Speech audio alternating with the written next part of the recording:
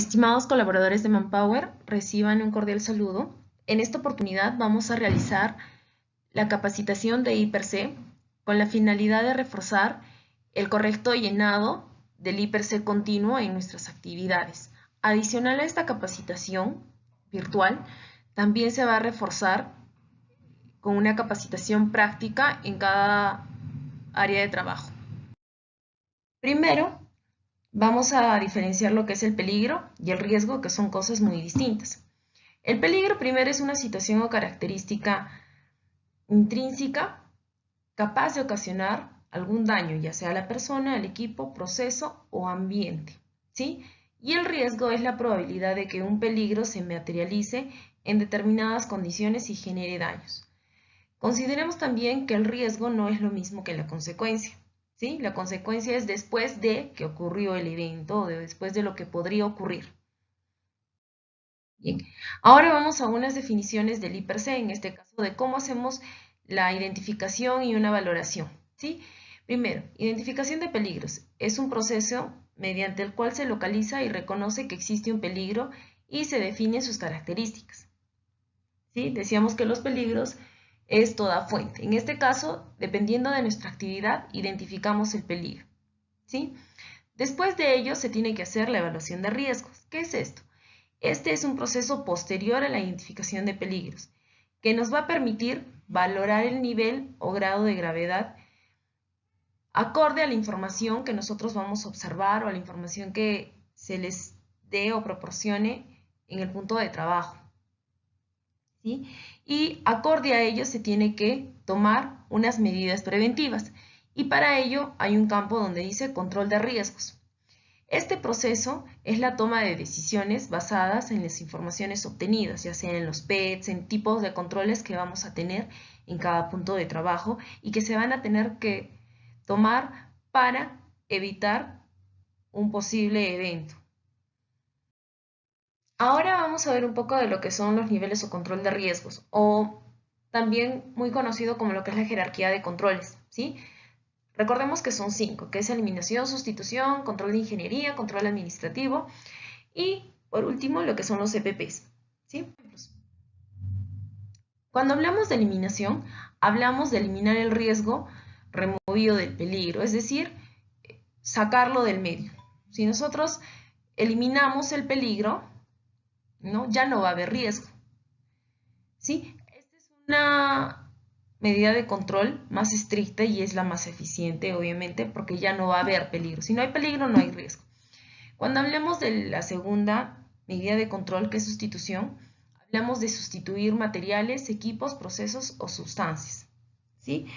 Por otros que sean menos peligrosos. ¿Listo?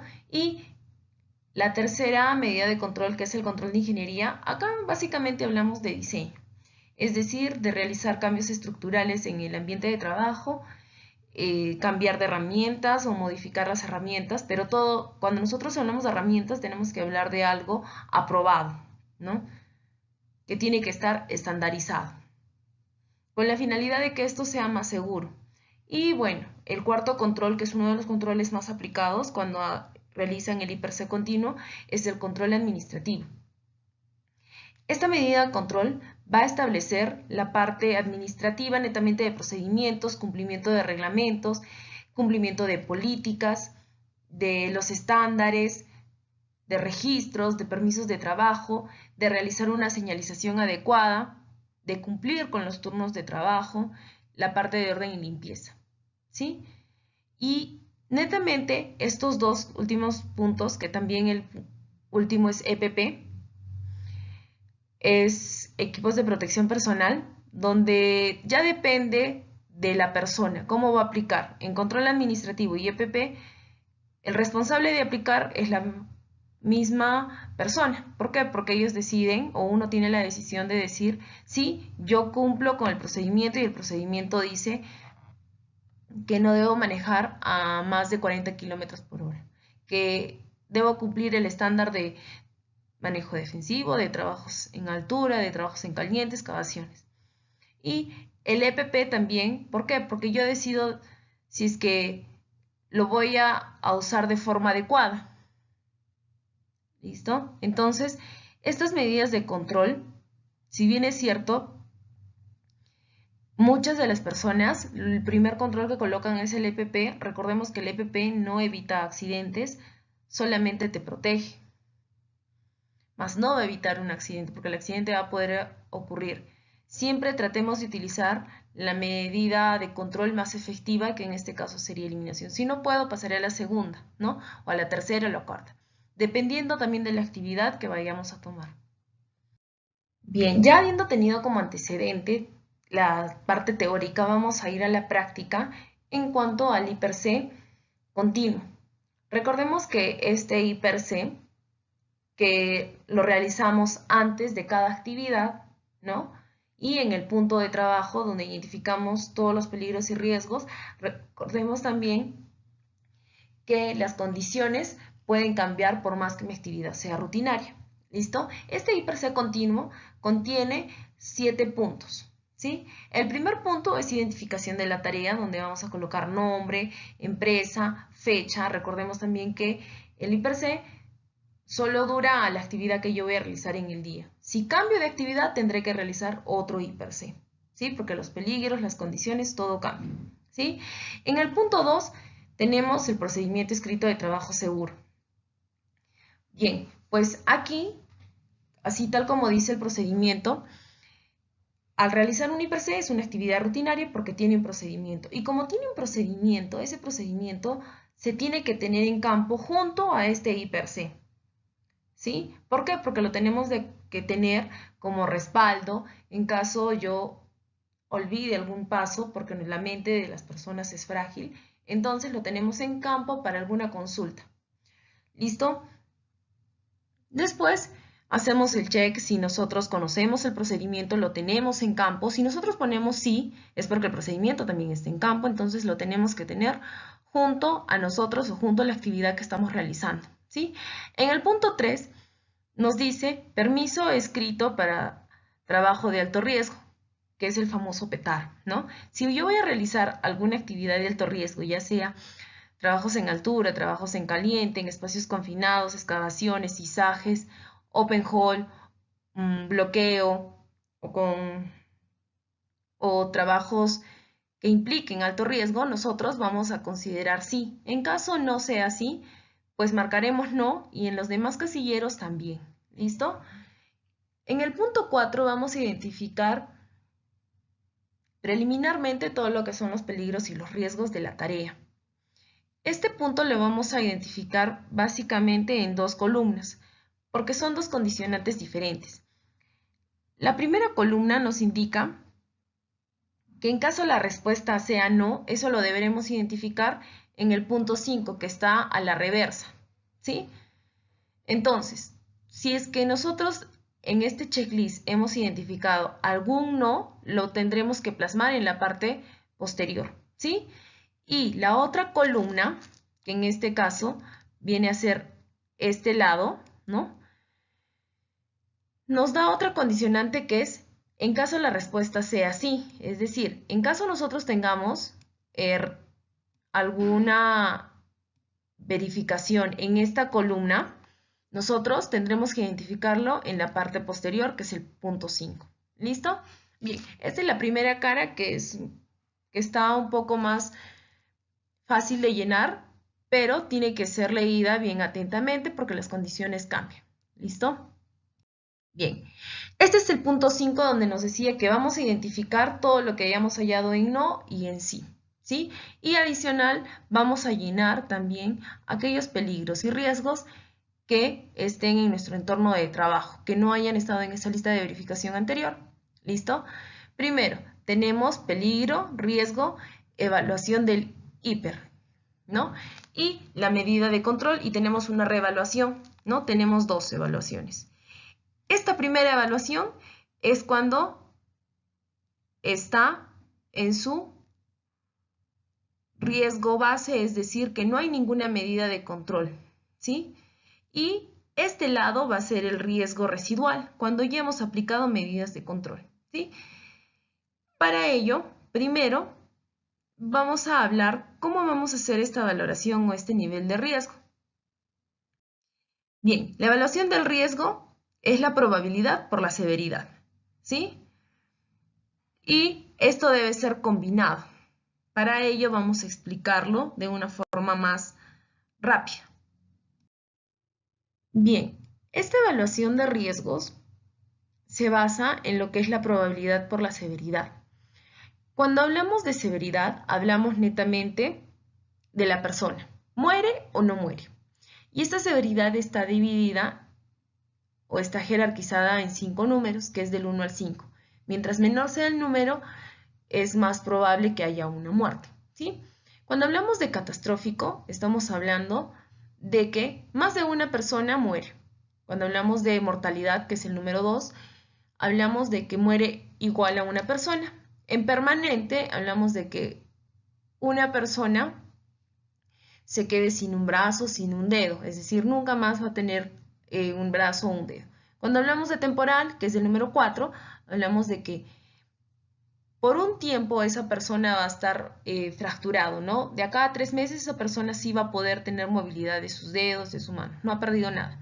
Y menor, que es el número 5, hablamos de que la persona va a tener un retorno máximo del día siguiente, ¿no? Y cuando hablamos de probabilidad o frecuencia, hablamos de que esto sucede siempre, todos los días, una vez al mes, 2 veces al mes, 3 veces al mes. Y se divide en común, ha sucedido, podría suceder, raro que suceda, prácticamente imposible que suceda. Es decir, para nosotros hacer una evaluación del peligro y del riesgo que nosotros ya hemos identificado en nuestra tabla, tenemos que hacer uso de esta tablita. Es decir, por ejemplo, si nosotros tenemos como peligro la tormenta eléctrica y el riesgo es la probabilidad de una descarga eléctrica, nosotros decimos que en probabilidad, en unidad minera constancia, sí, esto sucede frecuentemente, ¿no? En temporadas, por ejemplo. Sí, le podríamos tomar como podría suceder estas tormentas eléctricas y que vayan a ocasionar una fatalidad. Ya lo podríamos poner en un así. ¿Podríamos poner mortalidad? Sí, ¿no es cierto? ¿Por qué? Porque nosotros en noticias hemos escuchado de que una descarga eléctrica sí mata. Pero en unidad minera constancia todavía no hemos tenido ese evento. Entonces por eso lo ponemos una valoración de 2. Y nosotros hacemos una intersección. ¿Listo? Así, de esta manera. Y aquí me va a dar el valor. ¿Qué valor es? El valor 8. Así es como yo voy a sacar cada valor para las evaluaciones que yo vaya a tener. ¿Sí? Después de ello, nosotros tenemos que aplicar una medida de control, ¿no? Porque recordemos que si nosotros estamos en riesgo rojo, que es el riesgo inicial, no podemos trabajar. ¿Por qué? Porque el riesgo es no tolerable. Ahí te dice es un riesgo alto, que requiere controles inmediatos. Si no se puede continuar, se debe paralizar el trabajo. En este caso, nosotros tenemos medidas de control, por ejemplo, ¿no? ¿Qué medida de control vamos a colocar? Que todas las personas cuenten con una radio donde puedan comunicarse, ¿no? Que tengan un refugio, en este caso, si tienen un refugio en su punto de trabajo, bien, donde vayan a refugiarse, si tienen una unidad vehicular, vayan a refugiarse, que las unidades donde se refugien estén con las ventanas cerradas, ¿no? Entonces, ese tipo de control vamos a colocarlo. Al colocar esos controles, el riesgo ya no va a ser el mismo, pero sí va a bajar, ¿correcto? Y ahora, si nosotros nos vamos a las medidas de control y teníamos 5 a la jerarquía de controles, el que ustedes cuenten con una radio, el que ustedes vayan a refugiarse, y todo ello depende también de la actitud y de ustedes cómo lo vayan a hacer. Entonces, y adicional a ello, todo eso está en un estándar, entonces es un control administrativo. Por ende, lo que baja es la probabilidad, ¿sí? En este caso baja la probabilidad y se va de derecha a izquierda, ¿verdad? Más la severidad no baja. ¿Por qué? Porque aún así, si yo no me refugio, igualito me va a matar. Entonces, siempre que nosotros hagamos el hiper-C continuo, recordemos que baja de izquierda a derecha. ¿Por qué? Porque los controles que nosotros aplicamos son controles administrativos y EPPs y son barreras blandas. Al ser barreras blandas, si no aplican ingeniería o eliminación, sustitución, todo va a depender de la persona, de la actitud y cómo aplique la persona esto en su hiper-C continuo. ¿Listo? Bien, entonces, si nosotros hemos considerado en peligro tormentas eléctricas, ¿no? El riesgo fue probabilidad de una descarga eléctrica, ¿verdad? Y el riesgo inicial teníamos que estar en un 8, ¿verdad? Y dijimos que va a haber en medidas de control, ¿no es cierto? Porque en rojo no se puede trabajar. ¿Y la medida de control cuál va a ser? Dijimos que iba a ser tener un refugio, ¿no es cierto? Contar con radio,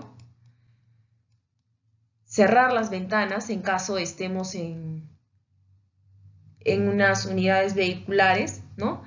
Y el riesgo bajaba de izquierda a derecha porque era una barrera blanda. ¿De quién depende contar con un radio? ¿De quién depende que tengamos un refugio o nos vayamos a refugiar? Depende de la persona. Entonces, siempre baja de izquierda a derecha. Y aquí colocamos la otra evaluación. Ah, ya. Con este riesgo residual, donde yo estoy colocando riesgo 12, ya vamos a poder trabajar. Porque si alguien te revisa el hiper-C y encuentra que el riesgo sigue en rojo acá, pues tu hiper o tus medidas de control no son eficientes y por eso no puedes trabajar y sería una falta. ¿Listo? Bien. Recordemos que los controles de riesgo dependen del equipo evaluador. En este caso dependen netamente de la persona o del equipo de trabajo que realiza ese hiper-C, ¿sí? Y para ello también la parte de supervisión tiene que estar verificando, pues no, cuando se vaya a validar los documentos, tanto la parte operativa como la parte de seguridad, tiene que verificar qué tan efectivos son los controles. Oye, están diciendo que todos van a usar bloqueador, todos tienen que tener el bloqueador. Están diciendo que para control del COVID cuentan con su kit de higiene, que consta de su alcohol en gel, ¿no? Está prohibido usar el alcohol líquido. ¿Listo? Que tengo mi instructivo para desinfección de herramientas, que voy a desinfectar. ¿Dónde está mi checklist de desinfección de herramientas? ¿Dónde está mi checklist de desinfección de unidades vehicular? ¿Sí? Entonces, todos estos controles que ustedes van a colocar en ese hiper-C tienen que ser vistos en campo. Si yo dije que voy a señalizar, tiene que estar señalizado. Si yo dije que voy a utilizar martillo y voy a utilizar comba y voy a utilizar rastrillo, pues tengo que tener mi checklist de inspección. Si yo he dicho que voy a utilizar guantes de badana, tengo que utilizar guantes de badana, ¿sí? Todo eso es auditable, es fiscalizable en caso de que vaya la supervisión, tanto de Manpower o de Hadby. ¿Listo? Y en caso alguno o el mismo, cuando son conductores y es uno nada más el que realiza el hiper-C, yo identifico que no hay algo o que hay alguna desviación, pues tengo toda la autoridad para detener el trabajo y decirle a mi supervisor, sabes, me falta esto, no puedo continuar con mi trabajo porque está atentando contra mi integridad física. Y el supervisor te dirá, correcto, muy bien, ahí lo solucionamos en campo. ¿Listo? Pero no significa de que, no tengo las condiciones, no aviso y paro el trabajo. Tengo que comunicar. Recordemos que la comunicación tiene que ser muy eficiente para todo momento. Tengo que hablar de inmediato todo. ¿Para qué? Para que las medidas de control también se den de manera rápida y dependiendo también del tipo de trabajo que tengamos. ¿Listo? Bien, eso sería todo. Este tema igual lo vamos a reforzar en campo. Va a haber reuniones con todos los equipos o los frentes de trabajo para reforzar punto a punto del hiper-C. Gracias.